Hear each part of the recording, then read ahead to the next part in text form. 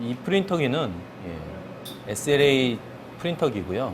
SLA 프린터기는 DLP 프린터기와 마찬가지로 강경화 수지 방식입니다. 때문에 레진 같은 강경화 수지를 사용해서 레이저로 신터링해서 경화시켜서 이제 출력을 하는 제품이고요. 사용하기 전에 항상 레이저를 사용하기 때문에 조심을 해야 될 필요성이 있습니다. 그래서 장비도 고가이기 때문에 일상적인 점검표를 통해서 프린터계의 성능을 최대한 끌어올리고 또 오래 쓸 수 있도록 하기 위해서 점검표를 봐야 되고요. 매일 점검해야 될 사항으로는 이제 블레이드의 청결 상태를 확인해야 되는데요. 블레이드의 역할은 뭐냐면요. 베드 위에 달려있는 것으로서 베드에 기포가 생기는, 그러니까 정확하게 얘기하면요.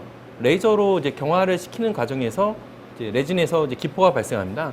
그럼 이 기포를 그대로 놔두면은 경화하는데 문제가 생기기 때문에 그 부분을 블레이드로 이제 기포를 제거하는 단계를 거치게 되고요. 그렇게 제거를 해야지 레이저를 쐈을 때 정확하게 정밀한 작업을 진행할 수 있습니다. 그렇기 때문에 블레이드의 청결 상태를 항상 확인을 해야 되고요. 네, 플랫폼 청결 상태 및 고정 여부를 확인해야 되는데요.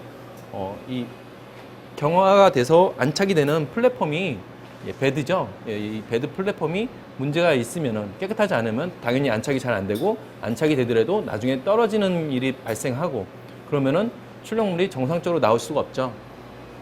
그렇기 때문에 플랫폼의 청결 상태를 항상 확인해야 되고요. 네, 블레이드 애기계 레진 위치 화기가 있는데요. 이 애기계 레진 위치는 어떤 거냐면요.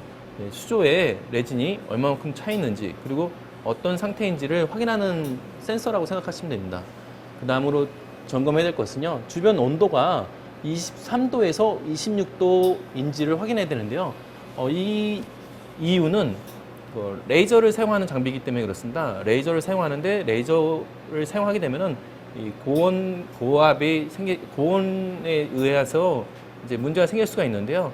이 레이저의 열을 식혀주는 게 여러 가지 방식이 있습니다. 이제 공냉식 방식이 있고요. 순냉식 방식이 있습니다. 공냉식 방식일 경우에는 실내 온도를 팬으로 불어서 이렇게 식혀주는 거기 때문에요. 실내 온도가 사실상 되게 중요합니다. 그래서 실내 온도가 이제 23도에서 26도인지 확인해야 되고요. 만약 이 온도가 넘어선다면은 문제가 생길 수가 있습니다. 이제 레이저가 정상적으로 작동을 하지도 않고 장비가 멈출 수도 있기 때문에요. 그 온도를 확인해야 되고요. 순행식이라고 해도 마찬가지입니다. 순행식이라고 해도 실내 온도는 중요하지 않겠지만 온도 유지는 이 정도 23도에서 26도를 유지를 해야 되고요. 그 다음에 습도는 45% 이하인지 확인해야 되는데요. 습도가 너무 높으면은 경화하는데 불량이 생길 확률이 커집니다. 그 경화가 불량이 된다는 것은 잘 안착이 되지도 않고 출력물이 나중에 형상의 변형이 생길 수도 있는 거죠. 그 때문에 습도가 45% 이하인지 확인해야 되고요. 그 때문에 플랫폼 축이나 레진 박스 축, 블레이드 축이 시동이 걸리는지, 구동이 되는지, 실제로 되는지를 확인해야 되고요. 여기 보면은 베큐um 온이라는 게 있는데요. 이 베큐um 온이라는 것은 뭐냐면요. 블레이드 안에 레진을 채워 넣어야지 나중에 블레이드가 이동하면서 정상적인 동작을 하는데요. 이 블레이드에 레진을 채우는 것을 이제 베큐움을 온 한다고 얘기를 합니다. 그리고요. 레이저의 파워는 이제 어느 정도 선이 적정한지를 이제 측정을 하게 되고요. 레이저 파워가 약하게 되면은 경화하는 데 문제가 생기겠죠. 그래서 레이저의 파워도 기록을 해야 되고요. 가열 기능이라는 건 뭐냐면요. 레진이 담겨져 있는 수조통을 얘기하는데요. 레진이 담겨 있는 수조통의 온도가 23도에서 26도를 유지를 해야 돼요. 만약 그 온도를 유지를 하지 못하면은 아무래도 경화하는데 문제가 생겨요. 그러니까 여름철 같은 경우에는 문제가 없겠지만 겨울같이 이렇게 추울 때는 레진의 온도가 떨어지면은 경화가 잘 안 되겠죠. 그렇기 때문에 이렇게 그 레진이 담겨져 있는 수조가 떨어지지 않게, 온도가 떨어지지 않게 가열하는 기능이 있는지가 중요합니다.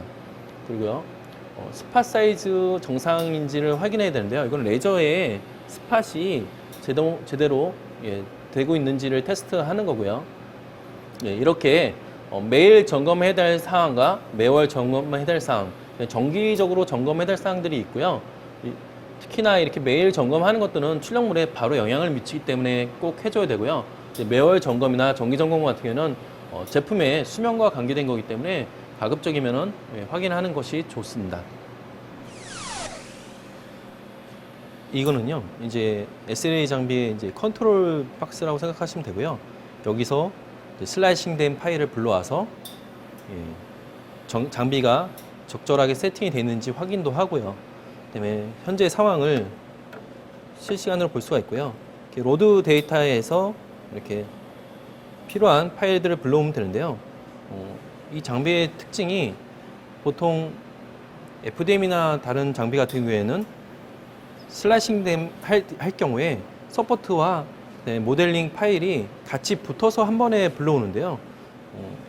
이 경우에는 이렇게 슬라이싱된 파일이 두 가지로 나눠진다. 서포트 파일과 모델링 파일로 나눠지고요.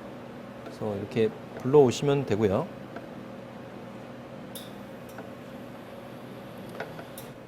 그 다음으로 이제 장비 세팅 상황을 봐야 되는데요. 이렇게 대시보드를 누르면은 이렇게 장비 상황이 나옵니다. 그래서 엘리베이터라는 것은 이제 플랫폼을 얘기하고요. 블레이드는 아까 전에 기포를 발생하는 것을 제거해주는 그 도구고요. 그래서 이 엘리베이터의 위치와 블레이드 위치를 각각 조정해 줄 수도 있습니다. 그래서 엘리베이터 위치를 이렇게 홈을 누르면은 저렇게 출력하기 위한 준비 단계로 들어갑니다. 그래서 저 상태에서 이제 출력이 진행이 되는 거고요. 그러니까 첫 레이어가 쌓일 경화될 만큼만 이렇게 내려간다고 생각하시면 되고요. 이 상태에서 블레이드를 이제 지금 보시는 것처럼 거품들이 많잖아요. 이렇게 기포가 많으면은 경화가 잘 안 되기 때문에 출력이 진행이 되면은 블레이드가 이 기포를 제거하는 게 시작될 겁니다. 그리고 그 상태에서 출력이 진행이 되면서 베드는 점점 밑으로 내려가면서 이제 적층하게 됩니다. 적층하게 되고 요 부분이 이제 레진 레벨이고요. 레진 레벨이 적절한지 확인할 수가 있고요. 요 레진 레벨이 여기 1.83으로 나오기 때문에 이제 적절한 거고요. 요거보다 더 적게 내려가면은요, 경고창이 떠서 레진을 보충해 줘야 되는 일이 생깁니다. 지금 이제 건축물 조감도를 이제 레이저로 경화를 시켜가면서 단면을 경화시켜가면서 적층을 하고 있는 상황이고요. 이렇게 단면을 쌓아서 적층하다 보면은 건축물의 조감도가 완성이 되게 됩니다. 그래서 이 레이어의 모양에 따라서 레이저가 움직이는 것을 확인할 수가 있습니다. 그래서 이렇게 단면을 레이저로 경화를 시켜 가고요. 그러고 나서 블레이드로 기포를 없애고 다음 단면을 쌓아서 올라가게 됩니다. 그래서 지금 현재는 티크니스 두께가 0.1mm로 맞춰져 있기 때문에요. 0.1mm씩 적층해 나간다고 생각하시면 됩니다. 그리고 여기 높이가 이제 544.88이잖아요. 그러니까 54cm까지 올라간다는 것을 알 수 있습니다.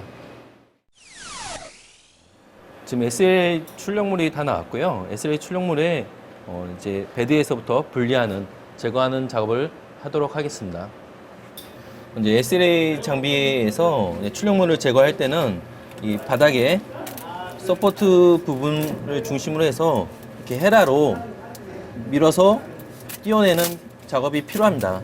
근데 이런 작업을 할 때 너무 과격하게 하면은 이렇게 서포트 부분이 수조에 빠지는 경우가 생기는데요. 그러면 이런 침전물들이 많이 생기면은 나중에 출력을 할 때 문제가 생길 수가 있습니다. 그렇기 때문에 이런 침전 서포트나 이런 부분들이 떨어져서 바닥에 들어가지 않도록 조심해야 되고요. 만약에 이런 침전물들이 많이 생길 경우에는 수조를 나중에 청소하는 것이 필요하고요. 반면에 또 한 가지 더 주의해야 될 것은 이런 이렇게 띄어내다가 너무 과격하게 동작을 취해서 이런 부분들이 이렇게 레이저의 렌즈가 있는 부분에 튀게 되면은 렌즈의 성능이 저하가 될 수가 있기 때문에요. 그런 부분들을 조심을 해야 됩니다. 조심해서 작업을 할 필요가 있습니다. 방금 전에 이렇게 베드의 밑에 붙어있던 서포트를 다 제거해서 이렇게 출력물을 분리를 했으면은 출력물에 남아있는 레진들이 경화가 덜 된 레진들이 흘러내리지 않게 조심하게 이동 공구에다 놓고요. 이거를 이제 세척하는 곳으로 이동하면 될 것 같습니다. 예, 베드에서 출력물을 제거를 했으면은 이제 세척이 필요한데요. 세척하기 전에 이제 서포트를 제거하는 부분이 남았는데요. 그건 경우에 따라서 조금 다른 것 같아요. 이제 치수가 중요하거나 아니면 어셈블리, 이제 조립을 해야 되는 경우에는 이제 경화가 되지 않은 상태이기 때문에 정밀도에 문제가 생길 수가 있기 때문에 변형이 올 수도 있기 때문에 무리하게 서포트를 제거하려다가 변형이 제품에 오면 안 되기 때문에 같이 세척을 하고 나중에 이제 서포트를 제거할 수도 있고요. 만약에 그냥 단순한 조형물이라고 한다면은 그냥 같이 하지 않고 서포트만 먼저 이렇게 제거를 하고 세척을 할 수 있습니다.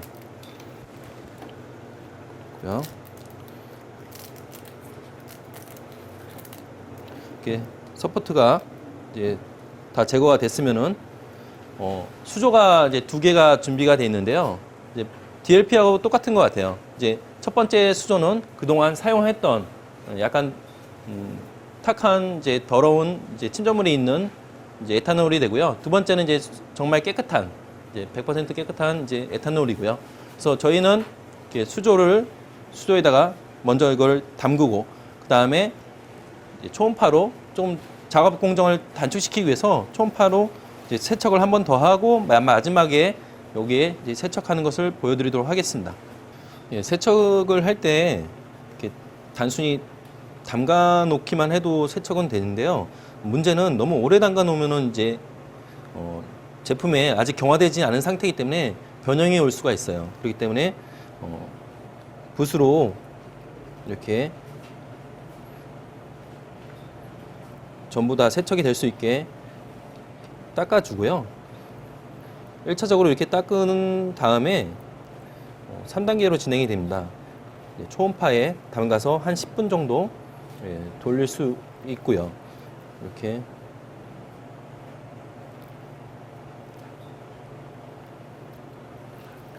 아직은 끈적거리는 감이 조금 남아 있는데요. 이제 여기서 이렇게 초음파 쪽으로 옮기도록 하겠습니다.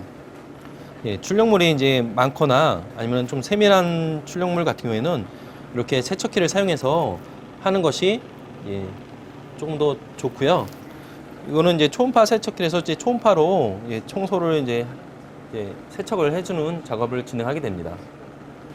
이렇게 초음파를 세척할 때는요, 에탄올의 온도를 약간 높여주는 게 필요합니다. 20도에서 30도 사이 정도 유지를 해주고요. 이제 그렇게 따뜻하게 해주는 이유는 세척률을 더 높이기 위해서예요. 에탄올이 이제 차가운 상태면은 세척력이 떨어지기 때문에 그렇고요. 보통 이 세척기를 사용하는 경우에는 한 10분 정도 세척을 하시면 됩니다. 마지막으로 깨끗한 수에 담가야 되는데요. 깨끗한 수에 담아서 청소를 마무리 짓고요. 청소가 이제 다 끝났으면 세척 작업이 다 끝났으면은 이제 에어브러시로 알코올을 증발시키고요. 그러고 나서 이제 다시 한번 확인을 해서 반짝거리는 면이 있는지를 확인하면 될 것 같아요. 그래서 손으로 이렇게 문질러도 되고요. 아니면은 세밀한 부분들은 붓이나 조금 작은 붓을 사용해서 또 이렇게 부드러운 솔로 하는 게 제일 좋습니다. 왜냐면 아직 경화가 되지 않은 상태이기 때문에 항상 다룰 때 주의를 해야 되고요. 이런 부분들이 다 됐다고 생각이 되면은 이제 에어브러시로 불어서 이제 알코올을 증발시키면 될 것 같습니다. 세척이 다 끝나면요, 빛을 이렇게 비춰봐서 반짝거리는 부분이 있는지 확인하시면 될 것 같아요. 만약 그런 부분이 있다면은 세척이 덜 된 것이기 때문에 다시 세척을 처음부터 똑같은 과정을 거쳐서 진행을 하면 되고요. 만약에 다 이상이 없다고 생각이 되면은 이렇게 전문 장비를 사용해서 경화를 시킬 수도 있는데요. 보통 얇은 거나 이런 것들은 자연 경화를 해도 상관은 없지만 이렇게 두꺼운 제품이나 이런 경우에는 자연 경화를 할 경우에는 내부 속까지 이렇게 경화가 안 되는 경우가 있어요. 그렇게 되면 이제 내구도에 이제 그런 문제가 생길 수가 있는데 이렇게 전문 장비를 쓰게 되면은 이렇게 달려 있는 여러 가지 사방에 있는 UV 램프를 사용해서 경화를 하기 때문에 내부 속까지 완전 경화를 시킬 수가 있어서 내구도를 올려줄 수가 있습니다. 그렇기 때문에 이런 전문 장비를 사용해서 경화를 할 때 너무 과경화돼서도 안 되기 때문에 한 30분 정도 경화를 시켜주면 완성이 될 것 같습니다. 3D 프린터라고 생각하시면요, 보통 데스크탑 위주의, 그러니까 책상 위에 올려놓거나 아니면 산업용 장비라고 해도 작은 규모의 프린터 출력물, 그러니까 출력물 사이즈가 제일 걸림돌이라고 생각하시는 분들이 많은데요. 이 장비를 보시는 것처럼 1700에 800에 600의 사이즈 정도를 출력할 수가 있습니다. 만약에 대각으로 기울일 경우에는 더 큰 사이즈도 가능하겠죠.